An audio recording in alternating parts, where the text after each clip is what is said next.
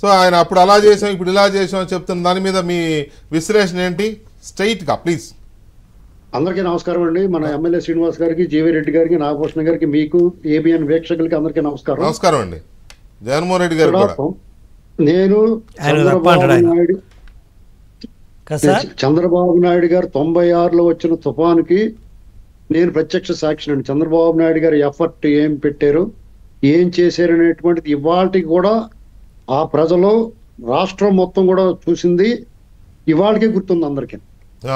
ఆ తరం వాళ్ళు ఎవరన్నా కొంతమంది సర్దేసుకున్నా మిగతా వాళ్ళందరూ మా ఏజ్ గ్రూప్ వాళ్ళు అందరికీ తెలుసండి చంద్రబాబు నాయుడు గారు ఏం చేశారు అనేటువంటి. అలాగే డిజాస్టర్ మేనేజ్మెంట్ లో కానీ, క్రైసిస్ మేనేజ్మెంట్ లో కానీ, విపత్తులు సంభవించినప్పుడు చంద్రబాబు నాయుడు గారు ఏం చేస్తారనేది ఈ ప్రపంచానికే తెలుసు. ఇవాళ ఈయన పిచ్చి చూపులు చూసుకుంటా, విరినవ్వులు నవ్వుకుంటా, చేతులు పిసుక్కుంటా వచ్చి మాట్లాడితే చీయను అమ్మేస్తున్నారు.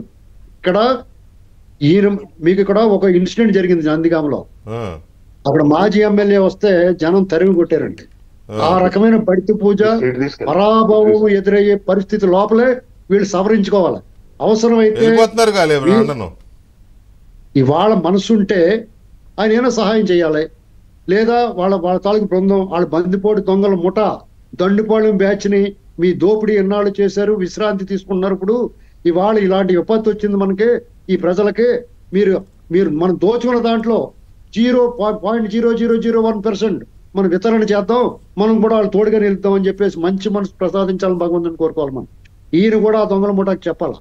అది మానేసి బుడమేరికి చంద్రబాబు నాయుడు గారి ఇంటికి వెళ్ళి పెడతాడు, లేదంటే ఈ హోమ్ సెక్రటరీని ఇంకో సెక్రటరీ కలిసి కూర్చుని మాట్లాడుకుంటూ వరదాపతి. ఎంత పిచ్చి మాట్లాడినది, ఏం దారుణమండి.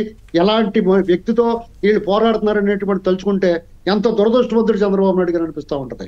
ఆయన ప్రత్యర్థి సమబుద్ధి ఉండాలా, తగిన వాడితో యుద్ధం చేయాలా. ఇలాంటి చేతకాని దద్దమ్మలతోటి ఆయన యుద్ధం చేయాల్సి వస్తుంది. అయితే ఇవాళ ఈ 3-4 రోజుల నుంచి మనం మీ పక్కన కూర్చున్న ఎమ్మెల్యే గారితో సహా నేను స్వయంగా చూశాను, నేను మా కళ్ళారా చూసాం వాళ్ళు ఏం చేశారు.